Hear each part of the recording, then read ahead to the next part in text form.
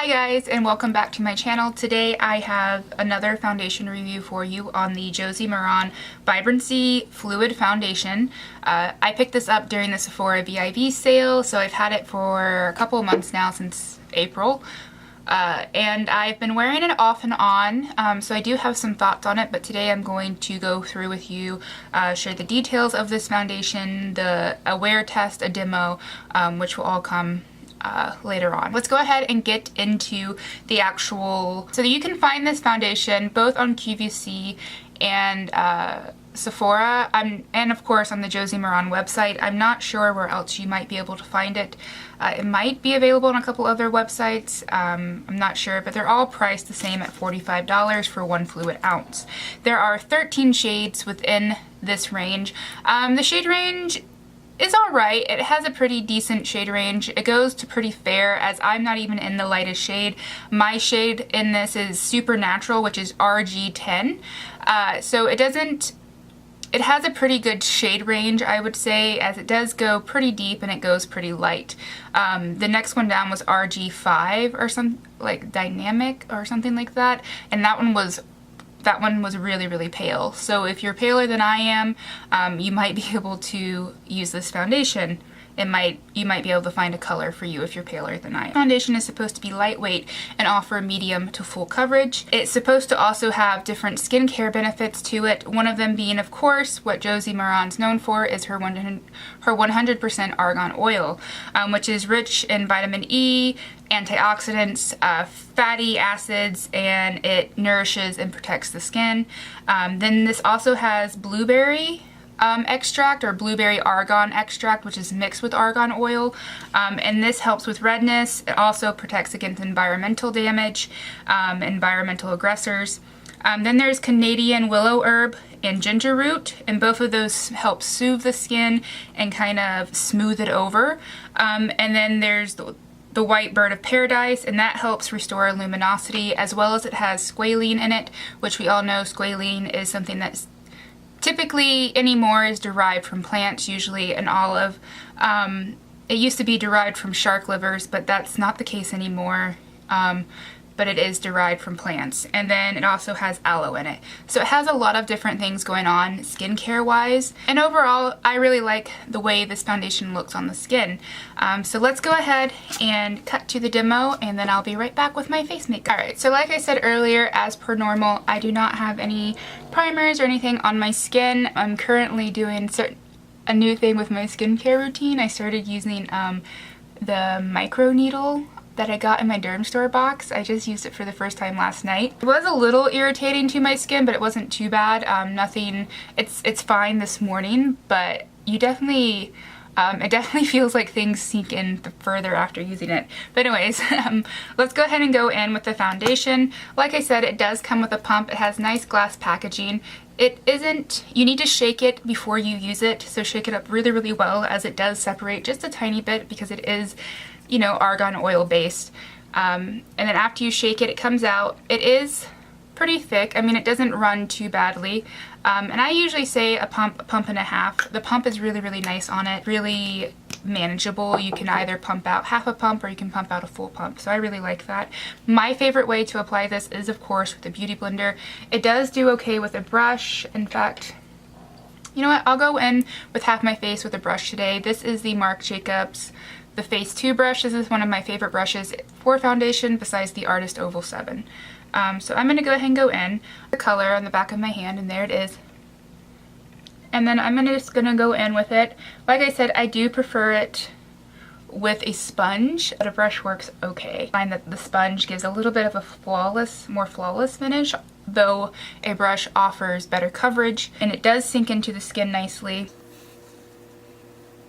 It does smell like argan oil, so if you're familiar with the smell of argan oil, it smells exactly like argan oil. I don't find that you need to really buff it into the skin. I find that a stippling motion works best with a brush to help with streaks, because I find when you buff it, it kind of gets a little streaky. I like this color. Like I said earlier, it's RG10, so this is the next step up from the lightest color, which is RG5. So this is the one side down with the brush. And then this is what my skin looks like without anything on it. Right now I am recovering. This one is pretty smooth. These are pretty smooth right here. There's a little bit of texture, but not too bad on my skin right now. This one's pretty smooth. It's a little dry right here.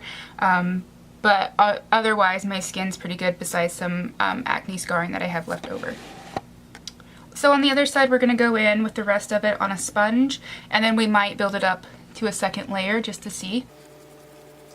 I don't know about you guys, but I like to apply my foundation first on the lower half of my face because I know most foundations say to apply it towards the center and then spread it out towards the perimeters of your face for less coverage out there, but I like it.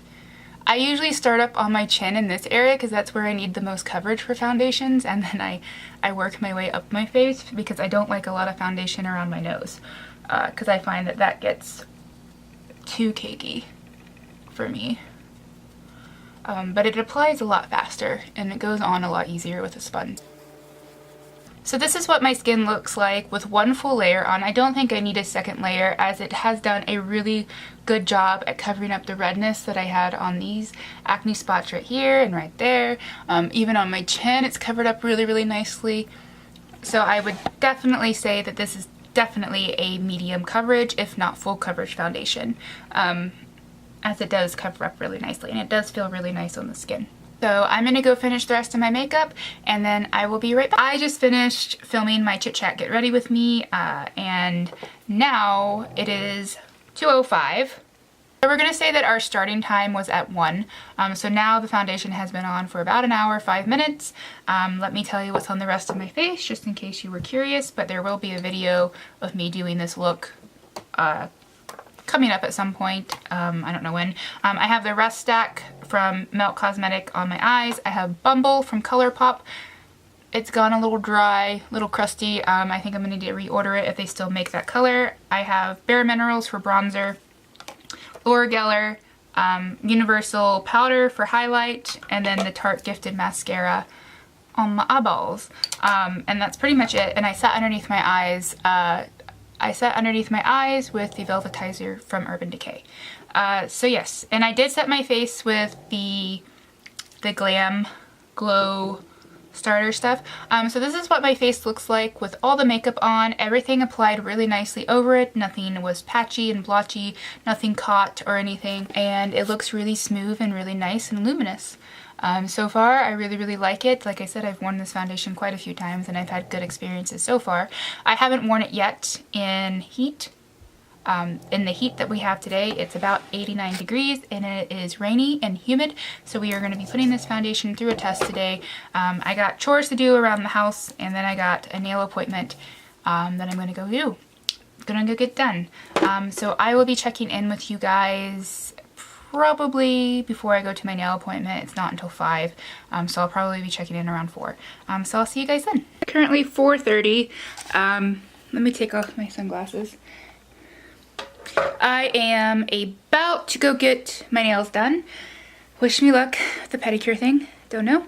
But anyways, so this is what the foundation is looking like as of this moment. It's only been on for 3.5 hours as it's only 4:30. And yeah, so far so good. It's looking pretty good. We are in natural light. I am about to leave to go get my nails done. And it's looking okay so far. I did change my lipstick. The ColourPop was crumbly and I wasn't feeling it. But yeah, I will check in with you guys when I get back from my errands. I gotta go do my nails and then groceries. So I'll see you guys in a little bit. Alright guys, so it is officially the end of the night. It's around 9 o'clock. So this foundation has been on for about 8 hours. It is a little early for me to take it off, but I do need to get up early tomorrow morning, and I've been up since 6 this morning, so I'm kind of ready to kind of chill and go to bed and wash this off my face and maybe do a face mask. I do have company coming early tomorrow morning, so I just kind of want to get ready for that. But overall, it is looking freaking fantastic. It is a really, really nice foundation. It lasts really well on my dry skin. I did notice throughout the day it kind of has periods of what it looks like on the skin. So when you first apply it, it looks luminous and it looks nice. And then about 3 to 4 hours in, This has happened every single time I've worn this foundation. I've worn it probably about 5 times since I've gotten it during the VIV sale. But anyways, it starts off luminous, and then there's a midway point, about 4 to 5 hours, and I have dry skin, where it looks kind of dry on the skin, and at first I thought maybe the first time I wore it is because I powdered it, but it continuously happens even if I don't powder the foundation. And then it kind of goes back to where it's at now, which is luminous again, and it looks hydrated. It looks hydrated again. And it doesn't look bad at that point, at the little bit drier point, but I like the way it looks now. It might be showing up a little bit more oily on camera, but in person I just look like I have a really nice luminous glow to my face. But yeah, I do really like it, and I would say if you wanted to pick up a sample, definitely go to Sephora and pick one up, as I would definitely say it's worth a try.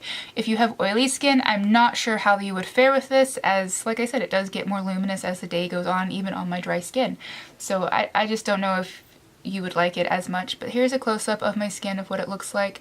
We are with the ring light, so, you know, take that into consideration, but there are no dry spots. It's not breaking up anywhere. It doesn't look heavy or cakey anywhere on my skin, and overall it just looks really, really nice, and I would definitely go out and go do something right now with this makeup on if I wasn't about to go wash it off. I hope you guys found this review helpful, and thank you so much for joining me, and I'll see you guys later.